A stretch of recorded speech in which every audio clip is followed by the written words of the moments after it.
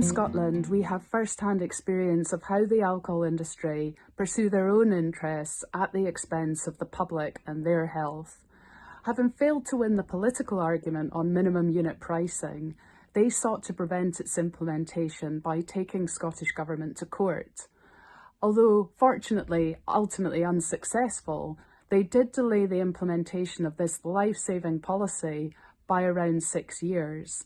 That's why we welcome the initiative of Alcohol Forum Ireland in helping understand the inherent conflict of interest and helping us all understand what we can do to challenge this. We very much look forward to learning from your experience and wish you all the very best.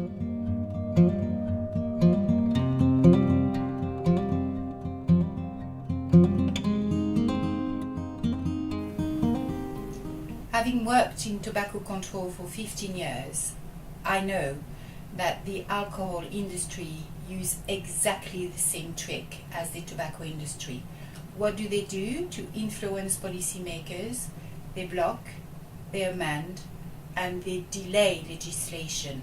And they also create doubts in the minds of policymakers to try to appear nicer and better.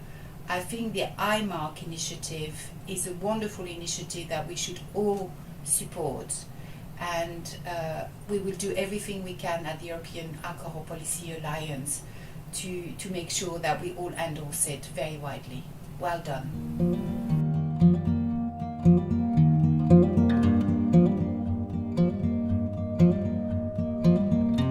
Alcoholic products cause considerable harm to Australians, including the lifelong disability fetal alcohol spectrum disorder.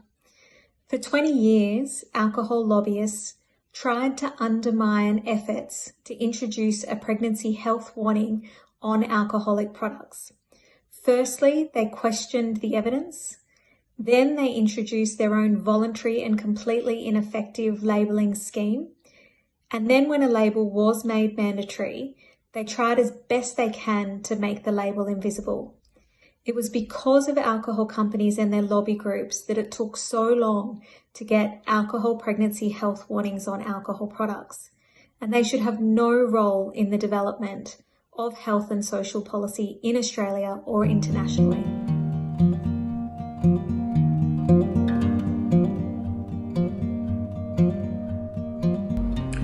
In Sri Lanka, we can see the alcohol industry is promoting responsible drinking.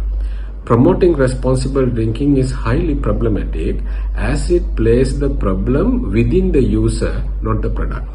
And it gives a wrong message that even heavy drinking is okay as long as you are responsible. We support IMARC as it is an effective tool to counteract the industry strategy.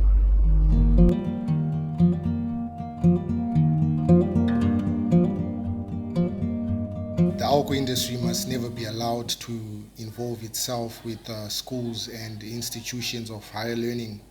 Africa has got a very young population, and the industry is banking on this young population for their future profits. In Zimbabwe, we see this industry tactic as very problematic, and we support IMARC because it's an effective tool to counteract the alcohol industry.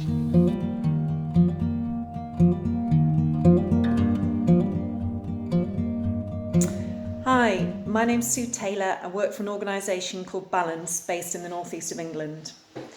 Here in the northeast, we've done a huge amount of work to ensure that the alcohol industry isn't part of policy in this region. We work closely with public health partners, and that's enabled us to take an approach which is independent. I'm full of admiration for the response in Ireland, the fact that you've developed an IMARC, and this is something that we would definitely be interested in supporting in the future. I only wish that the UK government would take similar steps to ensure that the alcohol industry isn't part of policy in this country. And as I said before, I'm so supportive of the approach that you've taken in Ireland. It's a fantastic first step, and we hope that we'll be able to work with you to embed this further in the future.